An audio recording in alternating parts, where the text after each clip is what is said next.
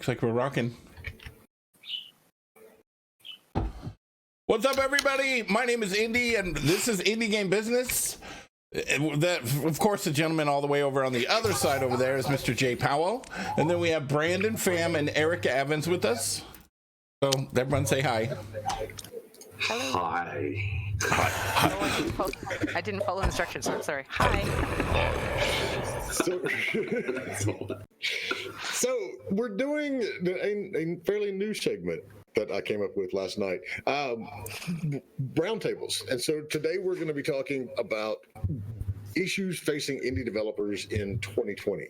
And so Brandon, obviously, if you've heard him on the show before, comes from a AAA background at Activision and places like that. And now he's doing indie dev. And then Ericka, who's also been on the show, is the production, are you production manager, production lead, production?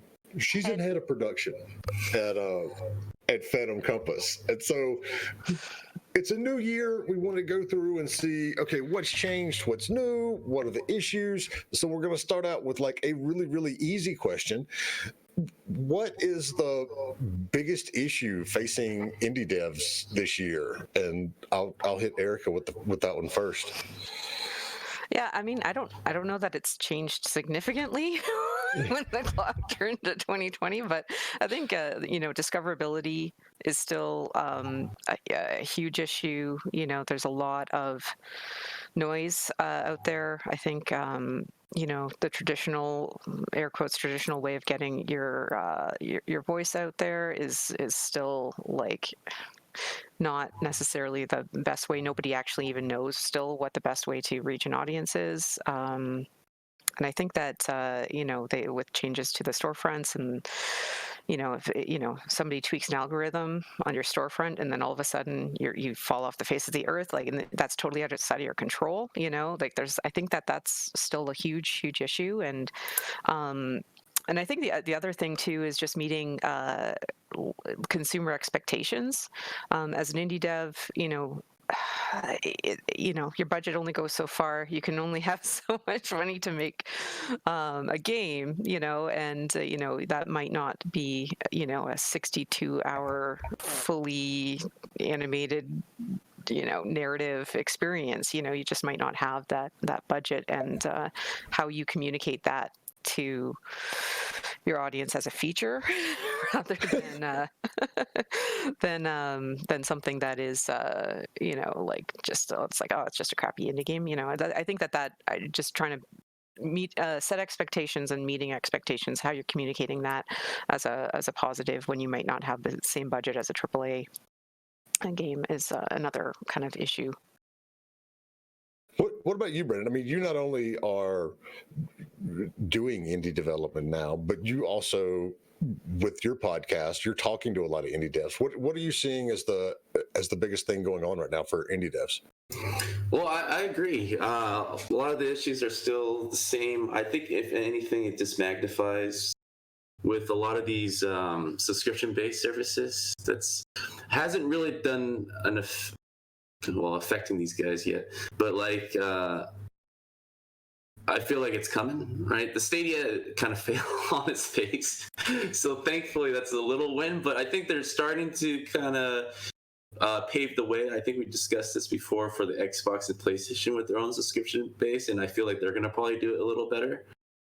But indie devs have always been self-reliant. I mean, there are little spurts with these new marketplaces that kind of helps give awareness for a short amount of time, but eventually that levels out, and then it's back to basics for indie developers to kind of rely on themselves to make their own noise, bring their own people into their own community that actually would go and buy and support what they're making. It's like so I feel like a lot of that's still a lot of self-reliant, and it's just becoming more evident. At least the people that I talk to now, there still seems to be a scattered thought about how to approach marketing. There's a lot of smaller teams going with these dev diaries and stuff. I was just talking to someone yesterday about how that's becoming more prevalent, and at the same time, there's no leash on that method, right? A lot of people are just telling you everything about their game from day one. But that when it comes to actual marketing, there's what is there to tell? A lot of these presses and other outlets want exclusive details about your game, but you spent day one talking about everything. It really, you're really shooting your opportunities in the longer run. So there still needs to be a focus and a strategy with these teams that unfortunately there doesn't seem to be like I was teasing at the fact that there's no indie development coalition going. Like there is no website that we can all go to and kind of learn from each other and kind of share each other's knowledge, but also kind of blast each other's games, right? I feel like that distance is I feel like it's not even bridging anymore. Like no one's talking about it, which is weird. It's a really weird arena because everyone is kind of supportive of each other, but not. And I think it's creating more of a distance this year because of all these things that are happening within game design and game development and marketing. So I've got two questions that come out of, all of this. And you both mentioned new storefronts. And so we've got not only things like Epic storefront that's coming out, which is finally, not finally, they have hundreds of millions of people looking at it every day thanks to Fortnite, but that's coming into fruition as much as the Reddit crowd and a lot of the vocal minority complain about the exclusivity issues and all of that. We see record sales and developers are very happy with it. But then we've also got multiple streaming platforms and the Stadia. I don't think that really surprises anyone that it fell on its face, but where are you putting your focus when it comes to thinking about where you're going to release your titles or where you've got them released right now? And that's for either of you. Just jump on in. Yeah, I think for Phantom Compass, we're a fairly small indie dev. And we're fortunate to be, we're located in Canada, so we do have access to, competitive grants and things like that that can help us fund our projects.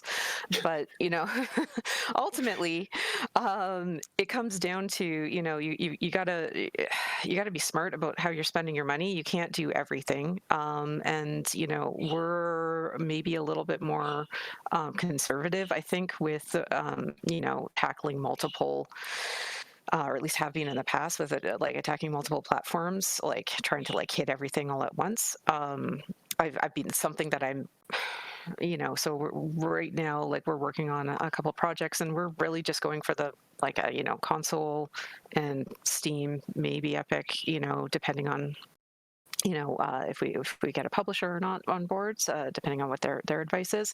Yeah, I don't really know. Did you just say a boot? You said a boot. A boot? Yeah. I don't say a boot. You totally did. People from the East Coast say boot. You did. I'm from Ontario. You totally said a boot. You're on the East Coast. I'm not on a coast. You said a boot. We will clip that and send it to you for proof of the boot. I do say milk, which is a weird one. Milk. Yeah. And that's that apparently is it's like a Northern Ontario thing / Michigan, Wisconsin. They sometimes say milk. As in what comes from a cow? Yeah, milk. Wow, that's one I had never heard. Canadians also say fur instead of for. So she would say, "I'm going to the store for some milk." Hey. I would say I say that too. I'm a boot to go to the store. Or a whole milk. nother. That's another one. A whole nother. A whole nother. Mm-hmm. I don't know that one. Brandon, I know you're a little earlier on in development of your game, but what are you looking at in terms of, where to launch it? Not only, and so we can actually segue into another question that we had, not only on the storefronts, but on, platforms.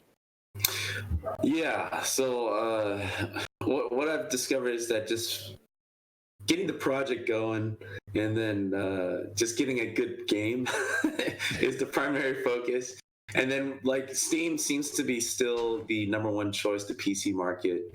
And Epic seems to be a very to be still alluring PC platform as well, because what they're doing over there, they're kind of like a closed market, right? Because a lot of that they're going for is kind of like already established games, or like at least companies are at their second time around, right? So they want to bring in buzz for their marketplace, right? So they're not taking chances yet. Maybe next year or the year after, when they're feeling charitable, where they're trying to expand beyond of just getting people in their store place, that they'll start doing that. But I don't think this year is the year for that.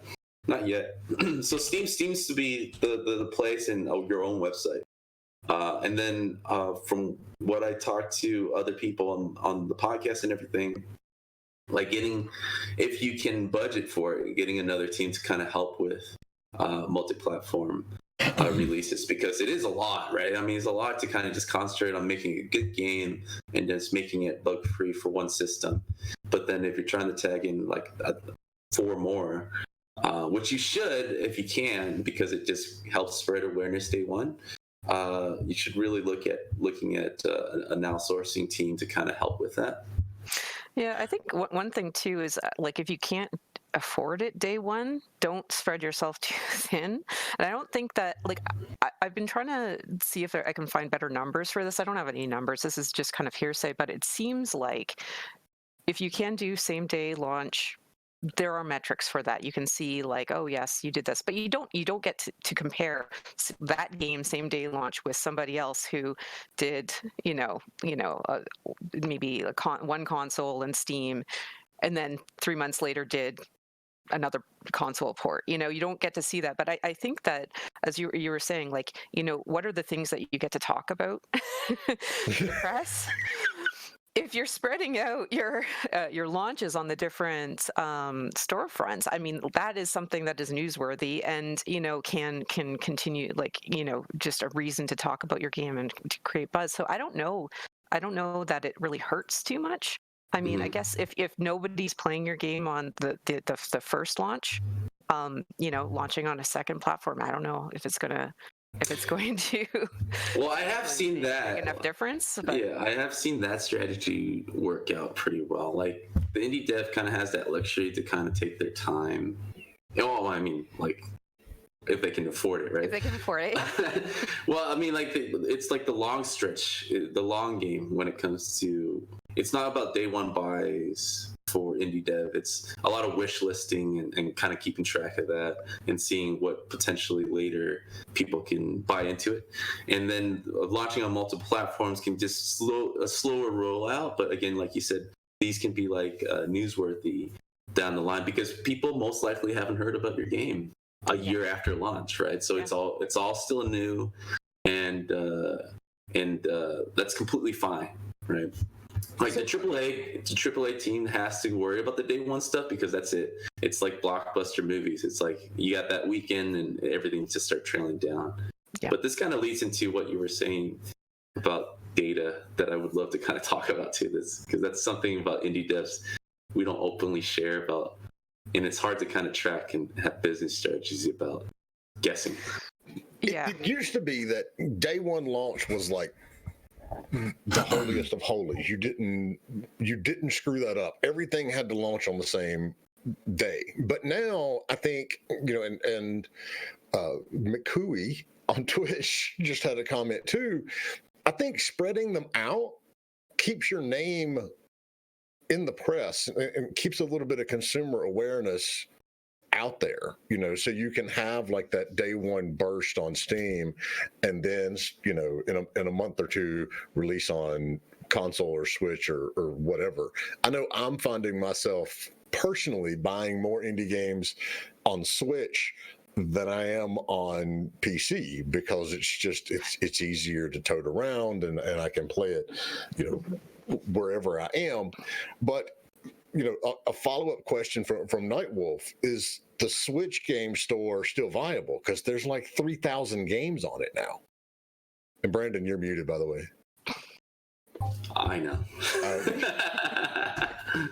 No, it's the Switch. I haven't really gone in to buy digital games myself personally, but I do see why it's advantageous to kind of be able to kind of bring those indie titles around. Like I'm loving the Steam right now because I'm able to kind of project that onto my smart TV in my living room, and I can actually bring it around and play off my phone now because they have that Steam link that I discovered like 2 months ago, and it's like the magic button. It's like, oh my god, I don't have to be in front of my computer anymore. So then the Switch is, of course, the extension of that. You can bring it anywhere. But like these new marketplaces, you're always going to have a little phase where, you know, I know a lot of older indie titles that converted to the Switch at first. They were matching day one sales because of the buzz around it, but that's died down, and that's like everything. And so we're back to the basics for indie developers again. It's like kind of fending for ourselves and bringing our own community into that. So it's not viable in a way where when you put it out on the Switch, it's newsworthy anymore. But if people like your game and you mention it's on the Switch, it's like, oh, okay, that convenience factor definitely helps. Like, I'll buy it because I want to look it around. Yeah. I think that is one thing to like that we have to acknowledge is like, what kind of game are you making and putting out? Like, you know, some games are just, I mean, whether Nintendo would even accept some or not is another question. But, you know, like if your game is going to be good on Switch, put it on Switch. I think like try, or at least try, you know, because like the really knowing, like, you know, for me, like I'm a mom, I've got kids, like, you know, we play like Fortnite on our Xbox, we play other games on our, like, you know, there's just games that we play on different consoles. We own a lot, so, you know, so know where your game, like your audience is going to want to play your game too. Like, as you said, like if you're targeting a family, like, yeah, try to put it on Switch, because I know like a lot of families who that is the only console that they have because it's like portable, right? That just convenience factor that they've had it since their kid was like 5 or 6 or whatever, and when it was like sitting in the car in the back seat, you know, and now it's turning into a more like legit console where they're playing in their living rooms, you know. So I think it's just something to consider too. Or it's like me, you're playing your Switch in the pickup line at school, you're waiting on your child to come out. You know, so, yeah. That's totally what I'm in there doing. So, all right, Brandon, you brought up a minute ago the fact that there's not a good place to go for indie developers to get news and to share things and to share ideas.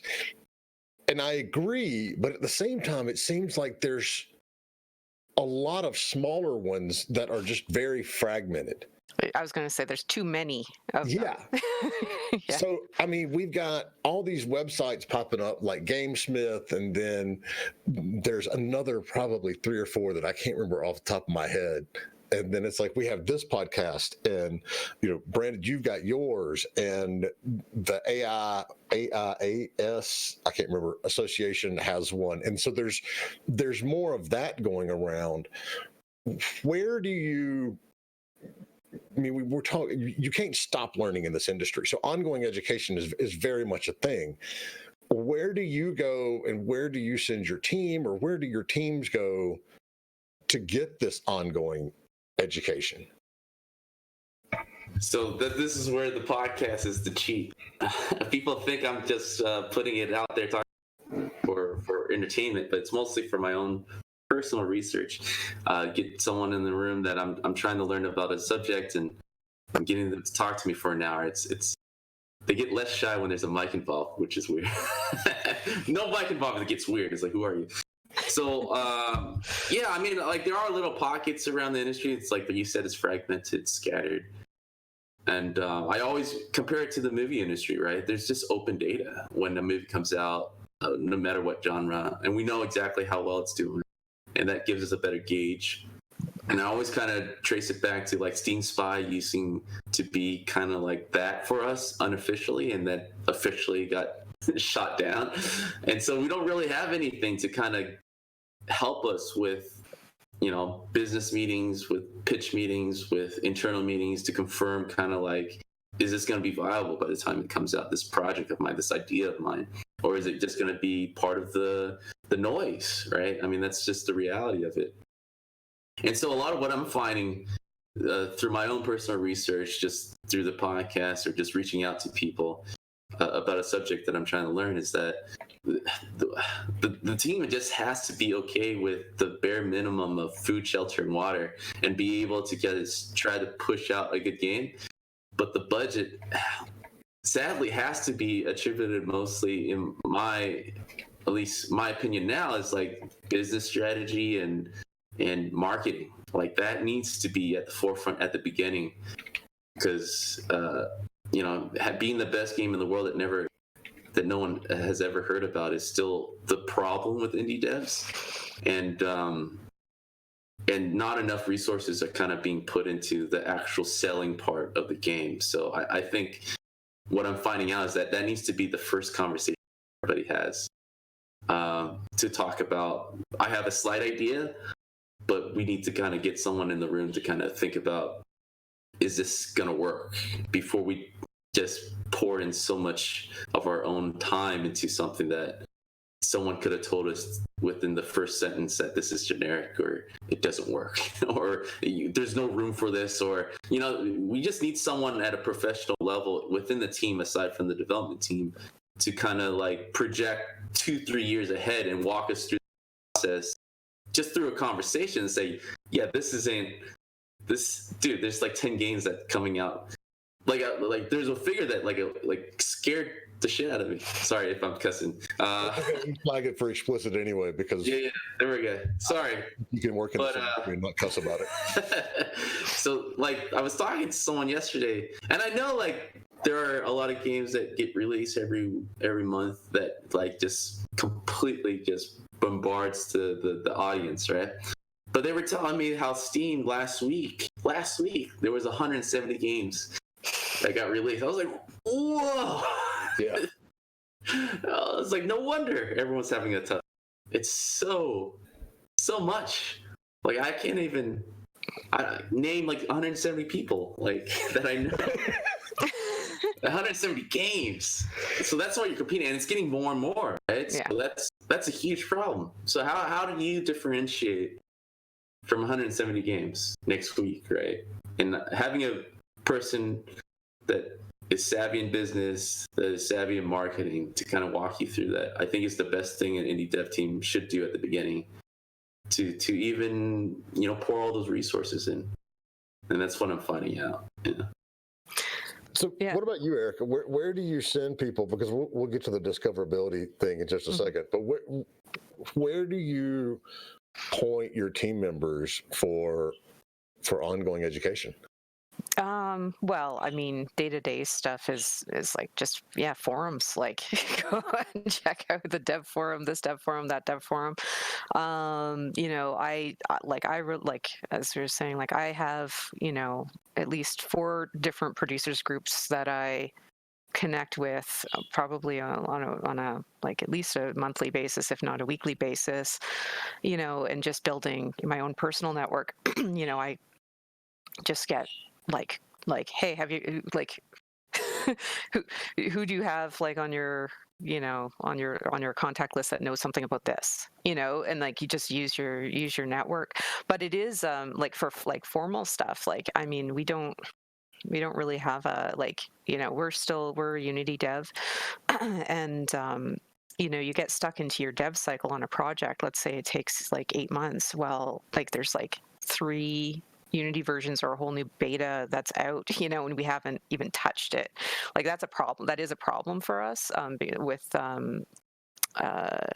keeping up with the technology with for on longer term projects. Like we don't want to be like adding risk to the projects that we're on, so we often have to delay that, like actually learning and testing out new tech. And then we just try to cram that in. That's what we're doing right now. We're cramming that into the, starting up of new projects. Is like, okay, let's catch up for a lot, like what the world's been doing for the last year. That's the beauty of this industry. It's like it's always changing. There's always something new.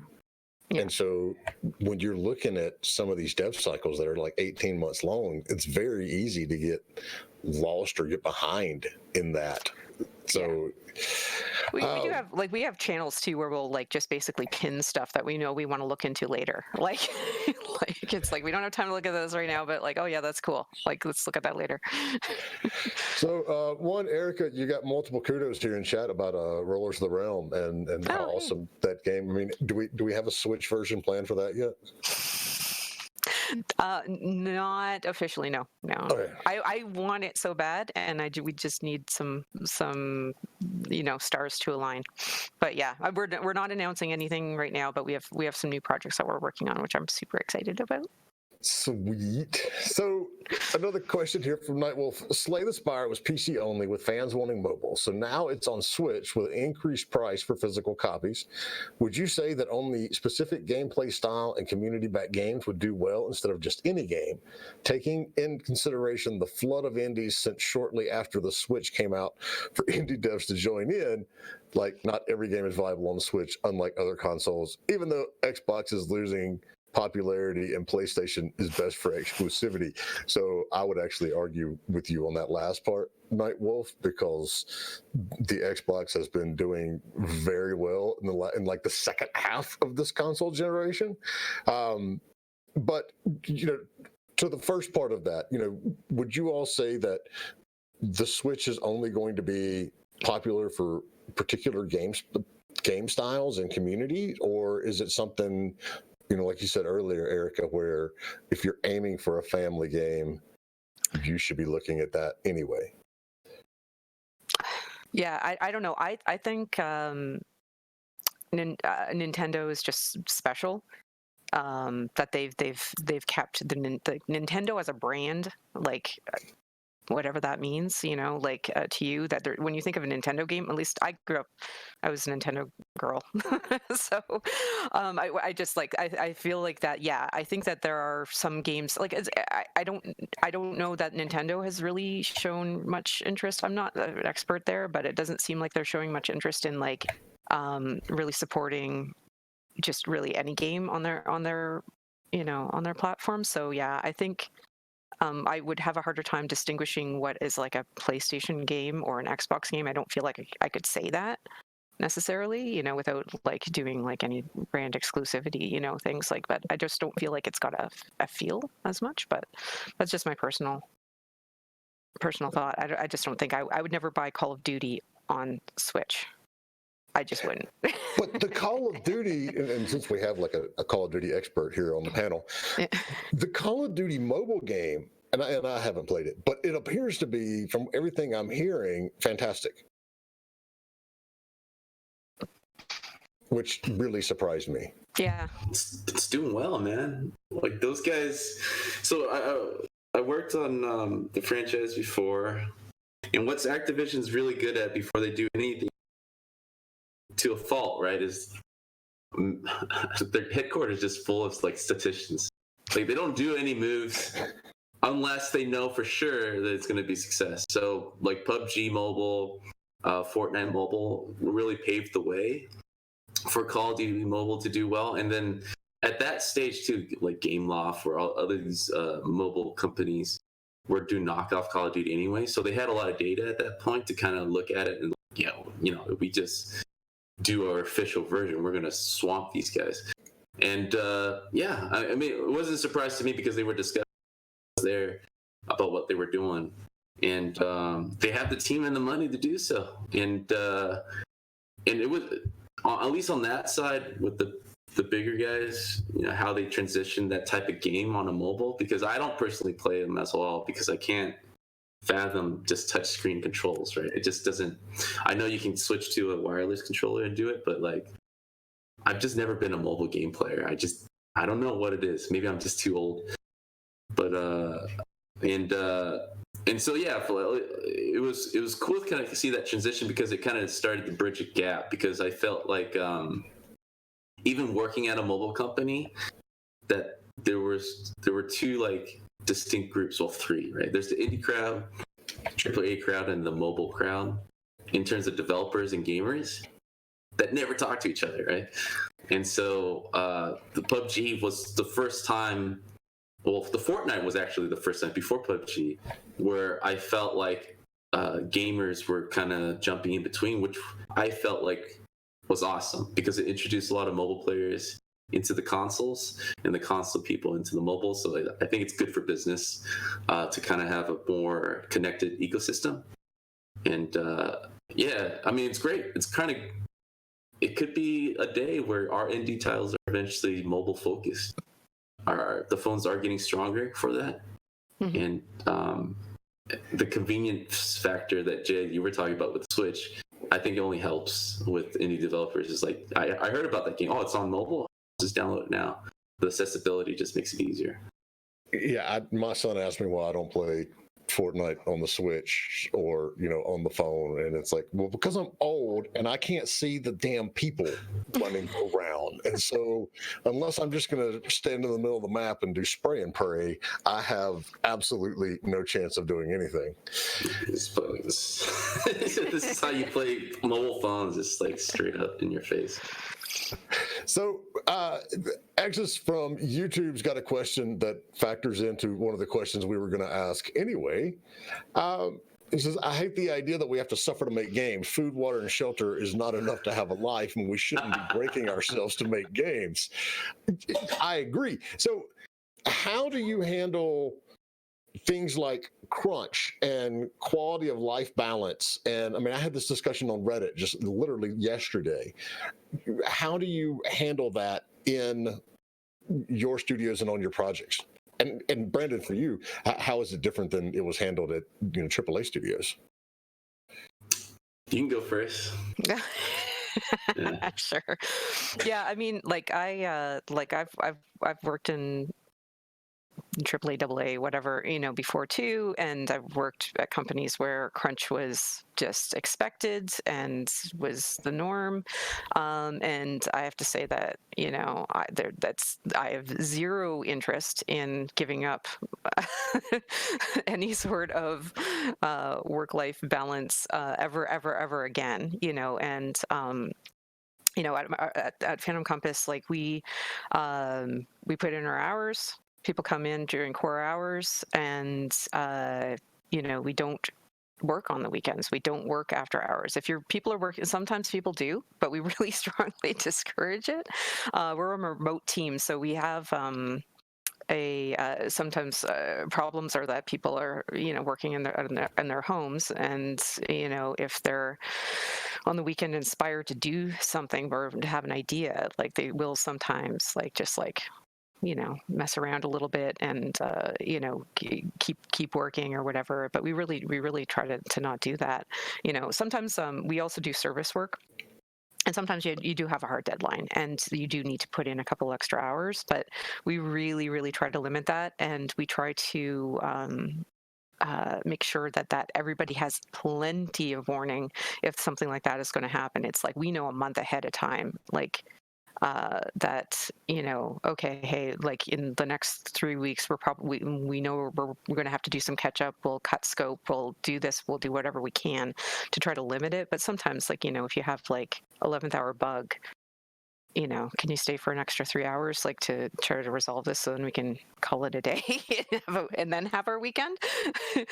People are pretty reasonable because we don't ask for it very often. And I would have no problem with somebody refusing too. It's my problem as a manager, and as a company shareholder. That's my problem if I didn't manage things well enough to avoid crunch. And try to keep it reasonable. But I think that the where it really comes down to is is really being good with budgeting and scheduling, and being realistic and building buffer into every single schedule that you're building. And so budget.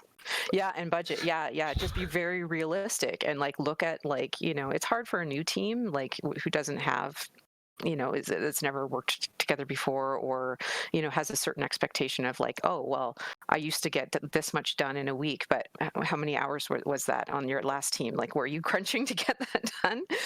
Just setting realistic expectations. I'd rather people work less and more efficiently than more, and get the same amount done and just be miserable about it. So there's my 2 cents. What about you, Brandon? No, I agree. My stance on crunch, I guess I never really sat down to kind of get my final thought on it, like write an essay to myself, like, all right, this is what I feel about it. Because when I was in the studio, it was the same thing. There was a moment where I had just a Neo moment where, like, I said no, right? I just, like, no more crunch. And that worked when I was more experienced because I had a lot more leverage at that point. You know, I had my family and everything, and where I was like, you know, this is not worth it. I'm not crunching. I'll see you tomorrow. I finished everything, right? Mm-hmm. That's the priority, right? Just finishing everything. But a lot of studios, and funny enough, like, crunch has been kind of like a hot topic as the new year came into play. Like, I've started to see it everywhere again, where there was like a slow period. But like, yeah. So when it comes to crunch, all it is like, did you finish your work or not? But a lot of these bigger studios, because it's team morale, right? You got to stick around because everyone is to stick around. But I just made sure that I was just efficient at time on a personal level to kind of finish. But sometimes why I'm flip-flopping a bit right now is that just being on the business side of things, it's just like creatively we're dealing with so many variables that is unforeseeable. And especially with a new team, there are things that just requires that extra push, right? So I'm not completely exaggerating on the point. It's like no crunch, all crunch is bad. But I'm also thinking that, you know, knowing the scientific reasoning why crunch is bad is really real, right? Burns out a lot of people. I've been there. I've seen it. Yeah. So there's a balance there where it's realistic. And a lot of it's just, like, it's just a lot of planning beforehand, setting time aside, especially doing your best and your due diligence to kind of factor in a new team, a new project. There's most likely you're going to balloon up the budget just through crunch, and just putting time aside for that to make people feel right. And as in the subject of just game development, what I'm slowly starting to realize, it's a luxury. It's like, it's a fun thing that every game developer wants to have, to be able to make their own game. So you got to have to, my at least through my research and through my own experience, you just got to leave the money portion out of it the best way you can. If you can do servicing, if you can do other things to substitute the money part as being and leaving that conversation out of the meetings, right, as a reason for any creative decisions being made, the happier you are. So it's a lot of, you know, especially when you're starting to switch to business mode, that's the balancing. It's like you just got to figure out the money thing some other way, so that no matter when I finish this game, I'm finishing it the way I want it, without any worries or any pressure for anybody, because we're running out of dough, right? Which is the main thing that happens when they need dev, right? Well, it's all come back to light and rekindled, you know, this week, because not only did, you know, Cyberpunk 2077 get 4 months, but then id came out, or Bethesda, and said, oh yeah, we ended up crunching most of last year on Doom Eternal. It's a Doom thing, yeah. That's just crazy. I mean, it's ridiculous to me that you know, how do you crunch for most of a year? That's not crunch. That's shitty time management. You know, that's shitty time management. But the truth is, with these big studios, even though it's a 3-year, 5-year project, they're really making the game the last year. Like, they just messed around and just had bad ideas and bad management the first 2-3 years, and that's why that last year, that when they finally got it, where the deadline can't be shifted, where they go into active mode and they have to finish it and push it through. I mean, that's the truth. Like, working at Call of Duty studios and working anywhere, like, a lot of these studios just have like that luxury of time at the beginning where they're like, oh, let's try this. It's like, but the art's done. Like, everything is in. It's like, well, let's just redesign it. And so that causes the burnout, that causes the crunch. And then the last year, it's not suddenly they had an epiphany of everything working out, but it was more like suddenly, that they had to kick their ass in gear and just have to, like, commit to decisions. It's not like suddenly they're great game design. I'm kind of picking on design, but let's be honest, it starts with design. That's why we're crunching, right? Design has a different idea. All the departments have to follow, but in some cases it has to be done. But usually that's the reason why. The last year, like with Doom, with Cyberpunk, it wasn't a game. It wasn't fun until they had to until that last year where they found something and they had to commit to it, basically. Well, so we just by default then make all game development 1 year, and that way you skip the first 2 years of trying to figure shit out, and you just do the last year. That's you're joking, but that's really it. That it really is. Like with creative people, having the luxury of time is the worst thing, in my opinion. Like just that, hey man, you have as much money, as much time as ever. You're never gonna ship anything, right? And so you got to get these artists and designers together and say, you got 6 months, right?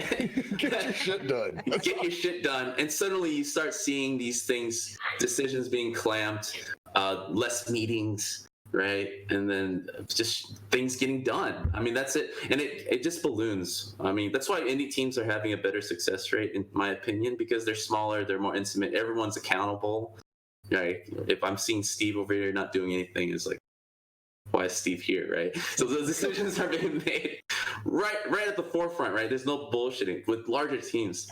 I've been there, man. It's so much easier to hide behind walls and just clock out and call it a day, man. It's just, you can disappear literally for 3 years and just come back and like, I'm still earning my salary, I'm good. So like, but those larger teams, like a lot of those issues become issues because no one's taking responsibility. It's always pushed to another person.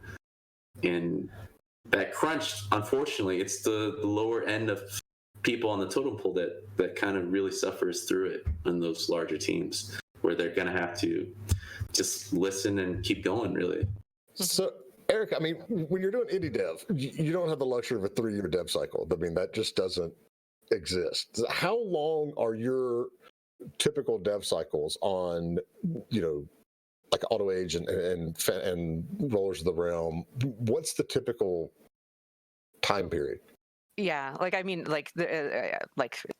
sometimes it does go over 3 years because we're doing pre-production and then trying to raise funds and those kinds of things like that. If you want to look at the entire cycle, but we really are trying to not have a longer than an 18-month cycle for any project. 2 years is just way too long. 3 years is way too long.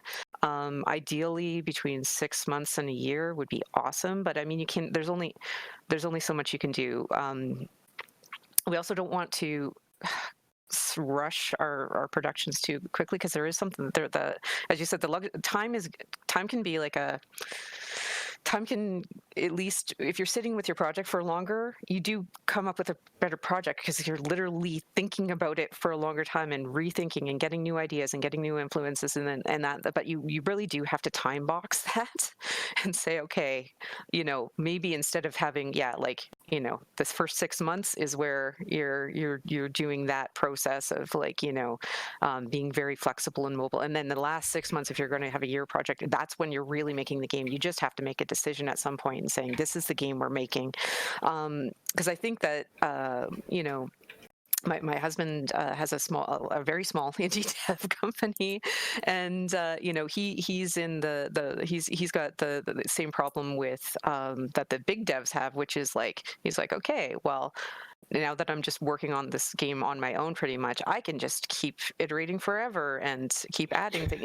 It's that same. So I think with if you have people on payroll and you have a smallish staff, there's no reason to. I don't think that there's any reason for crunch.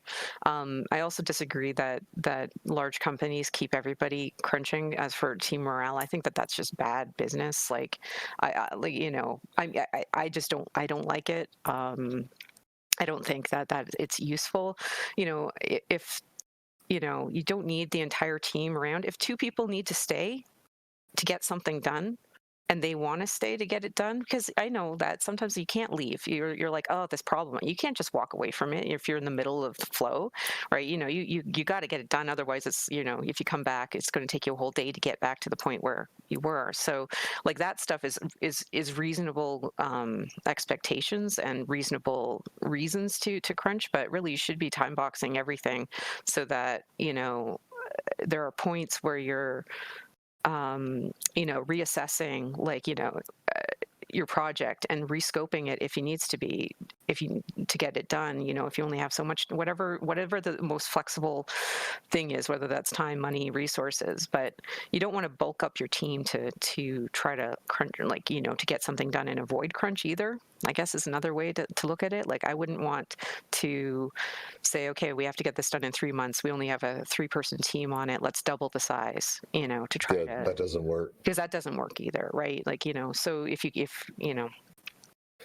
9 women can't make a baby in 1 month. That's the general rule on that. All right, so we got a question, and I want to make sure we don't forget him here from Twitch. It says, I've been seeing indie companies do a lot of Patreons to help fund development for their game. Could that be a market which should be tapped more for indie developers? Yes. Have you tried it? I mean, I know. No. I've thought about it a lot. Trisay Brothers do it, and there's several studios that I've seen do it as well, and it's something that I actually recommended to one of our clients last week, because Kickstarter is not what Kickstarter was 5 years ago. You're not going to just put your game up there without a community and get your game funded. But if you look at it, so there's multiple ways of looking at it, at least as I see it from Patreon side. In one, you can do stuff incrementally. You're not up against that whole, we either get our $300,000 or we get nothing. But two, from a business standpoint, and we've seen this with games, and we've seen this with all kinds of different other mediums, that little thing called Netflix, subscriptions are more profitable than one-time payments, because people stay involved, or people forget they're paying you for whatever reason. They stick with it longer. Is that a viable route going forward instead of doing something like a Kickstarter? I don't know. It depends on how much money you need to pull in a month, right? Like, I think if you're a small team, like a micro team, like 1 or 2 people that, that happen to already have had success, that have built the audience and community around themselves, that happen to also have money.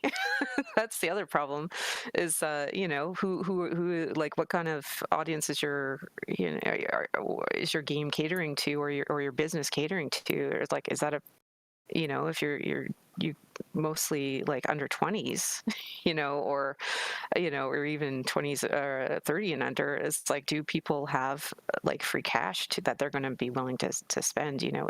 Are there enough of those people, or do you happen to have a couple whales that are like loving you and just going to say, like, I love everything that you do, I'm gonna, I don't know, like, I don't think that it would be reasonable for my company to do that, but maybe for like a smaller company, that would be a good thing, or definitely a way to. I think it's more of the connection to the community that's probably the more valuable thing than even the money.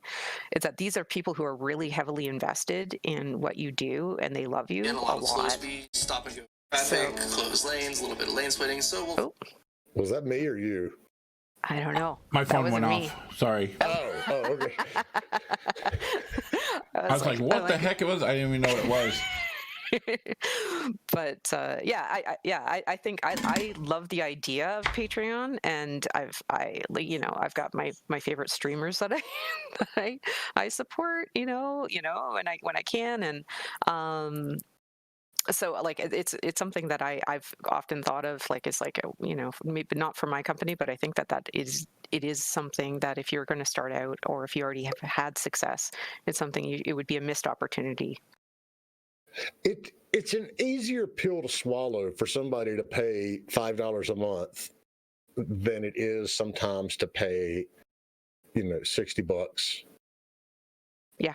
At the bottom. I mean, down. So I mentioned the Trichet brothers, and they've got and they're both going to be on the show in a couple of weeks, but they do Patreon and then they do Kickstarter, and they also have a Discord.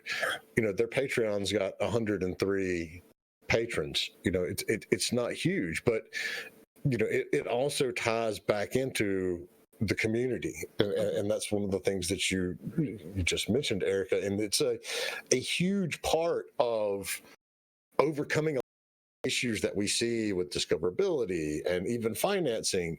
The community level of indie dev has become more and more pertinent in the last couple of years.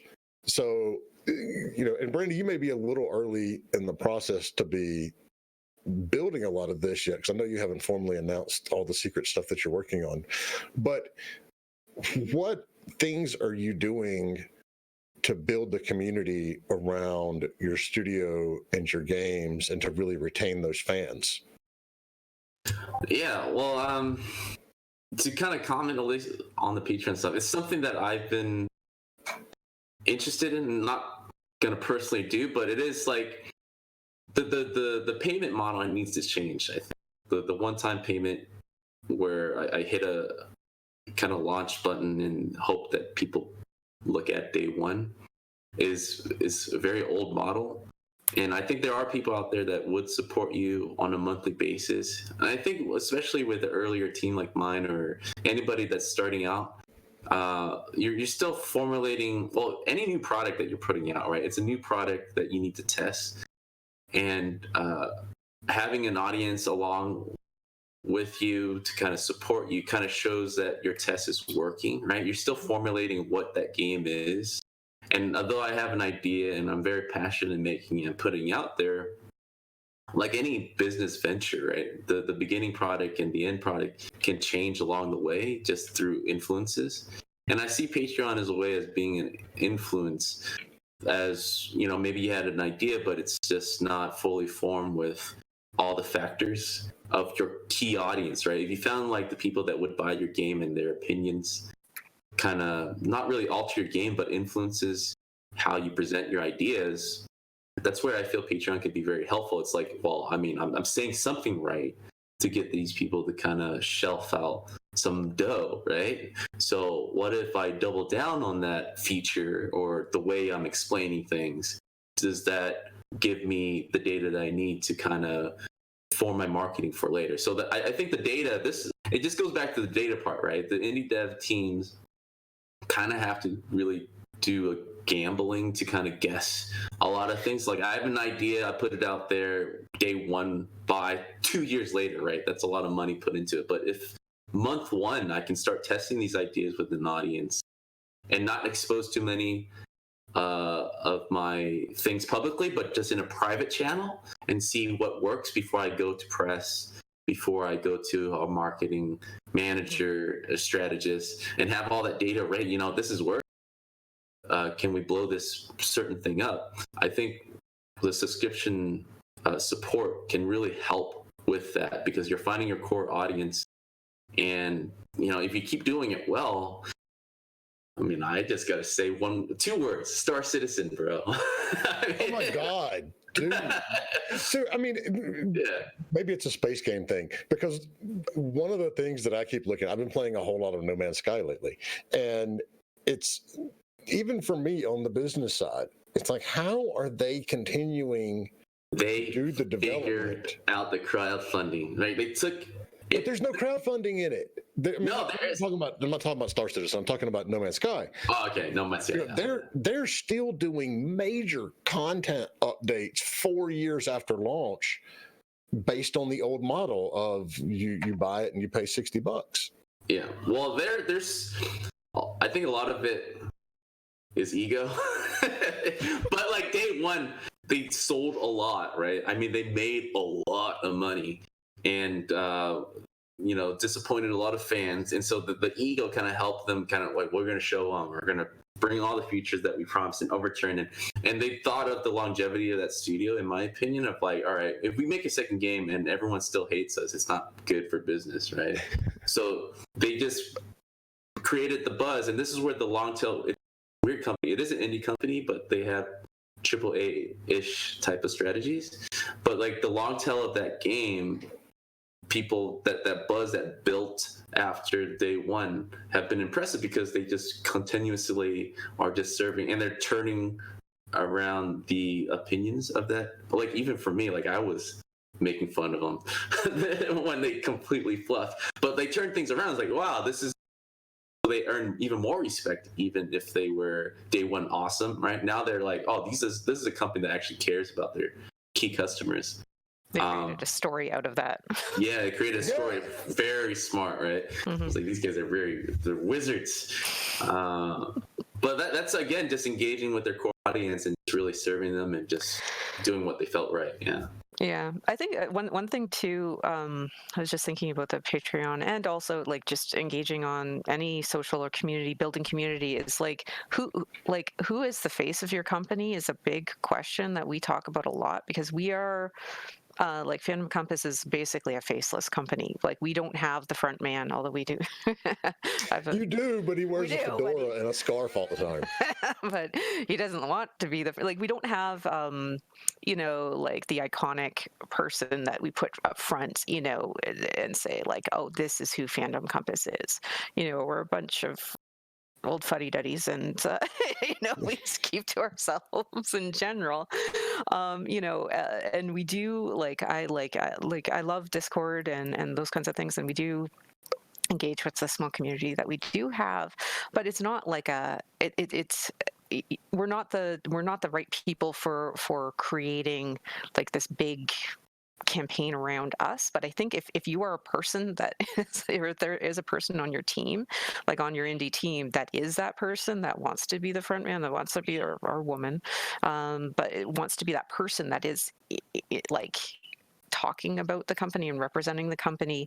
I mean, I think that that's really important, especially if you're doing even like with a Patreon, like, you know, nobody would ever well, I say nobody, maybe some people would eventually, like if we had a Patreon for Phantom Compass, that just wouldn't work. But if it was like, you know, a Patreon for some person, I think that works better, unless you have already have a super awesome darling property that is well loved and well known, you know, maybe then you could do it, but I think otherwise it can just be a distraction for your team.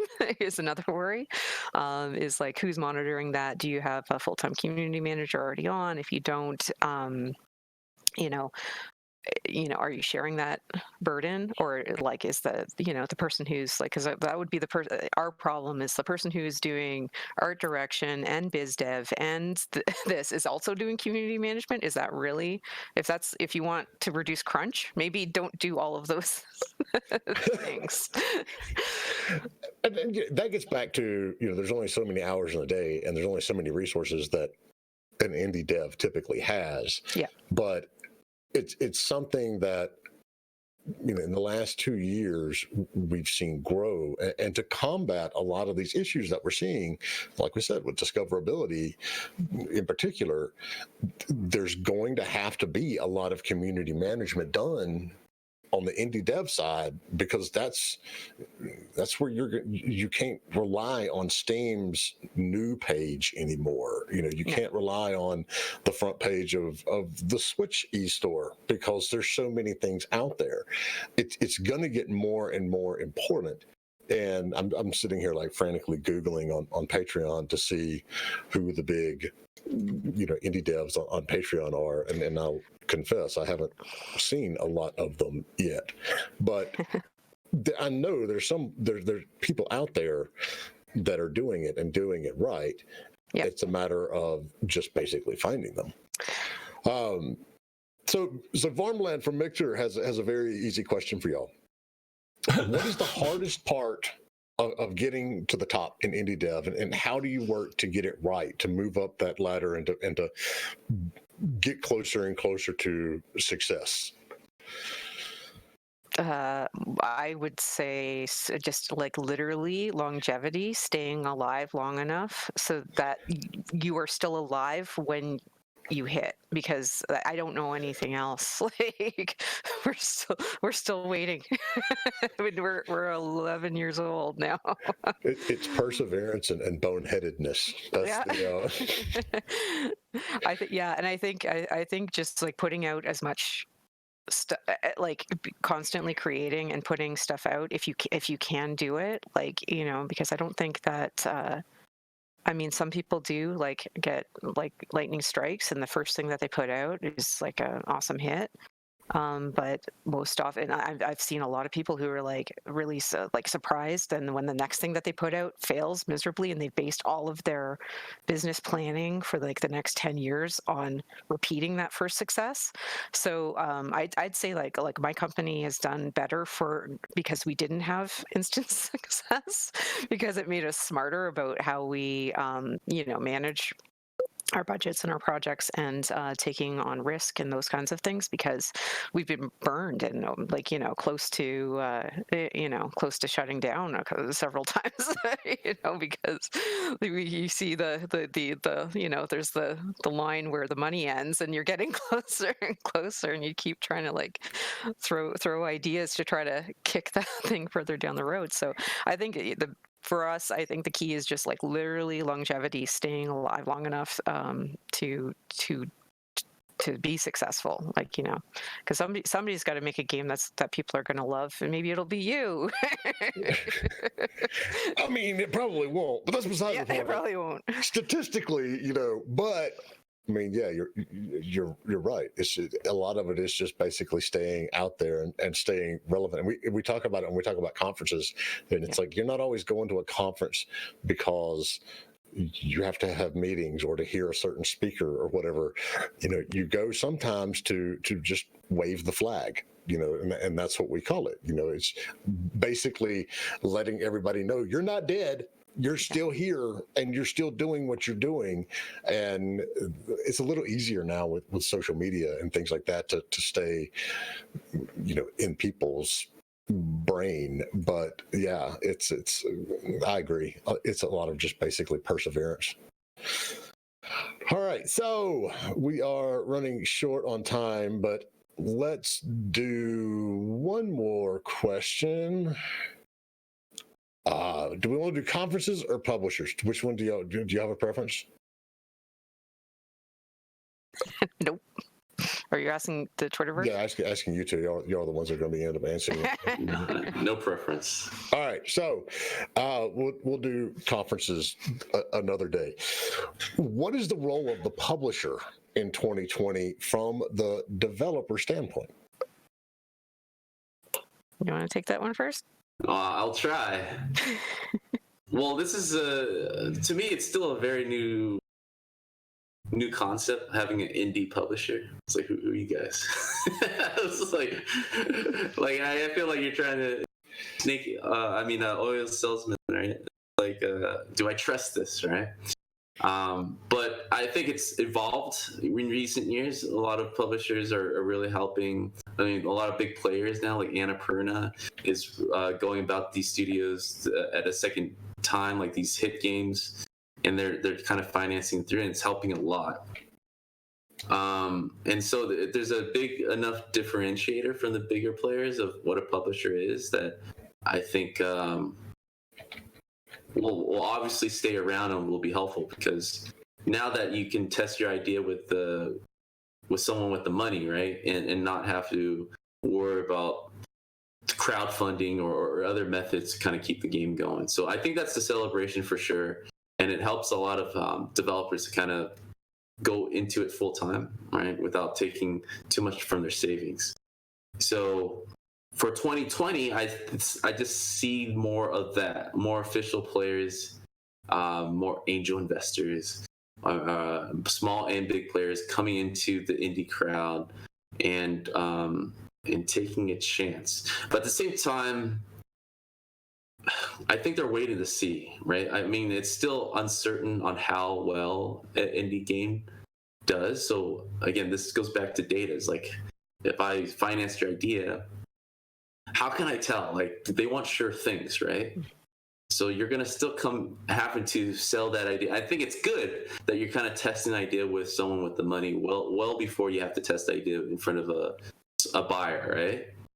And so that forces smaller teams to kind of think about these problems ahead of time. And I think overall it's going to be helpful and be just financially more responsible as a company to kind of run through that scenario way ahead than usual. So I think, just to sum it up, more people are going to be wanting to publish your game, finance your game, and teams are more just forcing to think more about the money and the business side of things and less about this creatively, I just want to make this dream project, which is good. I think this is maturity. Yeah. Yeah, I think too, like what you were talking about too is that it's, testing your ideas against an audience. But that isn't necessarily what, as you said, indie devs are good at. So I still think that there is still room for almost like a whole new skew of business like that, that should be inserted in, so that it isn't on the indie dev themselves to go out and like shake their noisemakers and whatever and say like, hey, come over, look at me, like, so that if there was a better way for devs to analyze, like, yeah, as you said, more data, like analyze what are trends, like, and even like literally what are people working on, like what are the Steam storefronts that are showing up, and like what are their when are the release dates, like, so you can project like trends and things like that, and also getting into I was recently talking with a company. They do data research for brands like Pepsi, whatever, those kinds of things, where they, through their app, they gather data from people who use their products, and what other likes and dislikes they have, and all they build up these user profiles, and games aren't tapping into that kind of thing yet, and there's no reason. That's what we were talking about, so hey, if anybody wants, I can connect you with this company that's looking into this, because I think that I think is a super valuable tool that we just aren't using.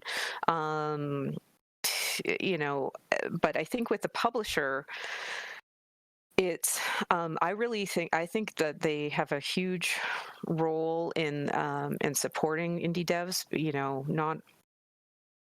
not only creating new content, because I think that, like, working on like an IP that has 7 games under the same IP is that's fantastic. Make your money there, but start investing again, into new IP, and like really give the IP a chance, right? Because this is a different market than it was, 15 years ago when they made their money, when they established, like, it takes, I think the engine needs a lot more like priming and revving, in order to really establish a new IP. But I think that is part of the vetting process. Like, if you can, and the publisher should be sharing that load of, of finding, making sure that this is a valid idea, and that, you should be finding a partner, like a publishing partner that already has an established audience with that aligns well with your game, and that, that they're going to, that they are taking on that risk, and you're, that's what you're paying them the money for, right? Or that's what they're taking their chunk, so that because they already know that it's going to sell to their audience, So anyways, yeah, I'm all for publishers, right? So I want to put you on the spot here for a second, Ericka. Yes. Because, so with your last 2 games, Yes, with Rollers of the Realm, you had a little history. Yeah. Yep. With Auto Age, you self-published. Yeah. What has been the pro and the con, the difference between those 2 projects? I think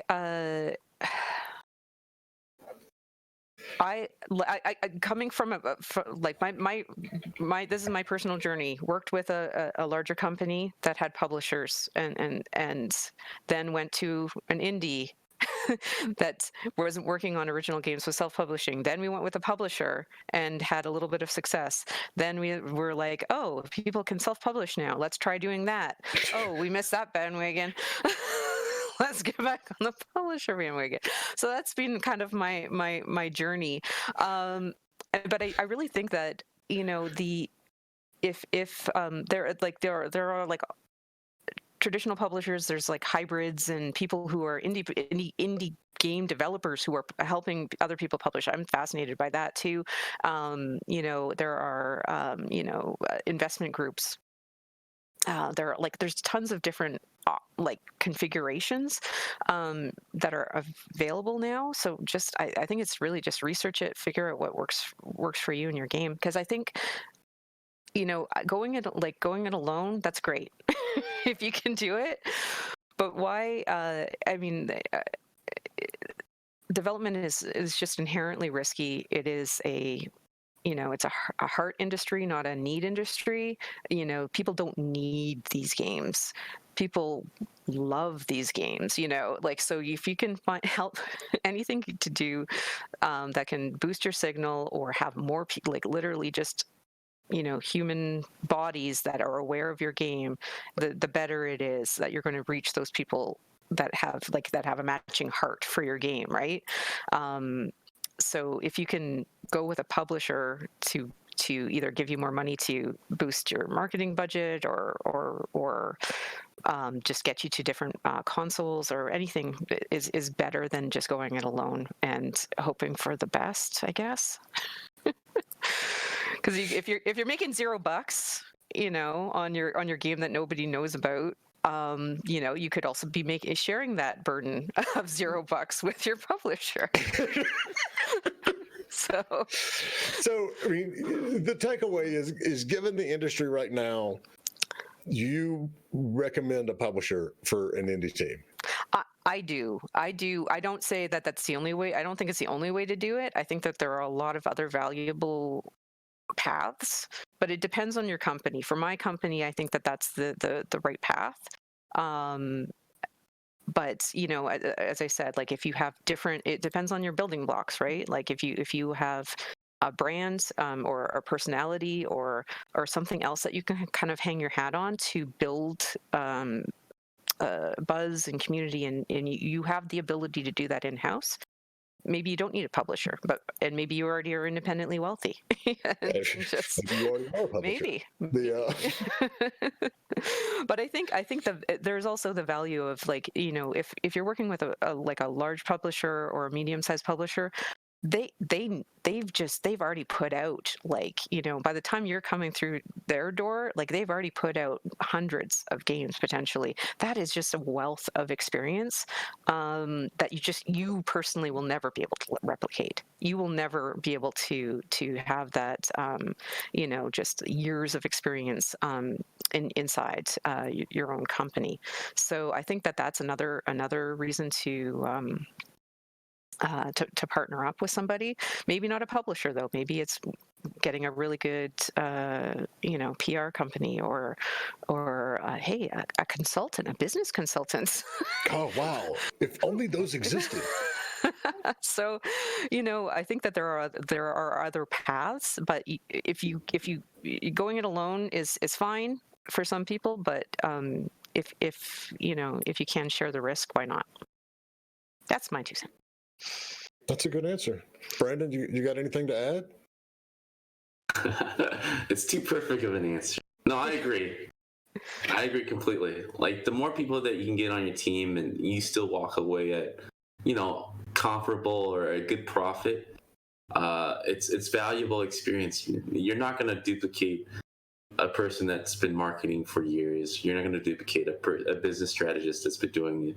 You're not going to duplicate the publisher with your first or second game. So if you can go about it like at least your first and second game and learn the ropes of what these different jobs are for your business, and you feel confident then to do it yourself, I think that's awesome. But there's too much too much first with your first game or your earlier. You've been at it a while, but it's just too many things that you have to juggle that you're not really giving yourself a chance. So it's better to kind of create those partnerships. And that's what I found, like just being able to kind of group people with like-minded goals, and it just helps you open up opportunities that you didn't even think was possible because you just didn't know about it, right? Mm-hmm. So I completely agree. It's one of those things that and I see it all the time. It's if you're an indie dev, can you self-publish? Yes, you can. I'm 5'11", 200 pounds. I can't slam dunk a basketball. I can self-publish an indie game. The question is, should you? And that's the crux of it. There's a lot that goes on. We had Junie from Sodesco on a couple months ago talking about all the kind of unknown things that publishers do. Right now we're at a state in the industry where unless you've released multiple titles and you have all these resources in-house, if you're an indie dev, you really need to be looking for a publisher. I don't want to keep everybody. We've gone way over it as it is anyway, but thank you both for coming and hanging out with us for a little bit. We're going to do more of these roundtables. And if you're out there listening, wherever you're listening or watching, give us a like or a follow or a review, because it helps us. We're on Mixer, Twitch, YouTube, Facebook, LinkedIn, and then you can go to anchor.fm/indiegamebusiness and pick from like 11 different podcast platforms that you can listen to us on. So give us a little shout out and help us spread the word. Ericka, Brandon, thank you so much. Anyone out there, we've got a discord.gg/indiegamebusiness. And if you are looking for a publisher and you need to know where to start, we have a publisher list. If you go to www.powellgroupconsulting/ or powellgroupconsulting.com/publisher-list. And then you can download all 650 of them. So that's it. Indy, you got anything else? No, I think we are good. Join the Discord. Brandon, Ericka, any final thoughts? I just want to thank you. It's been fun. Yeah, awesome. Ditto. Awesome. Well, everybody have a great weekend. Yeah, have a great weekend. It's Friday. Yes. All right. Peace out, everybody. Bye. Bye. Bye.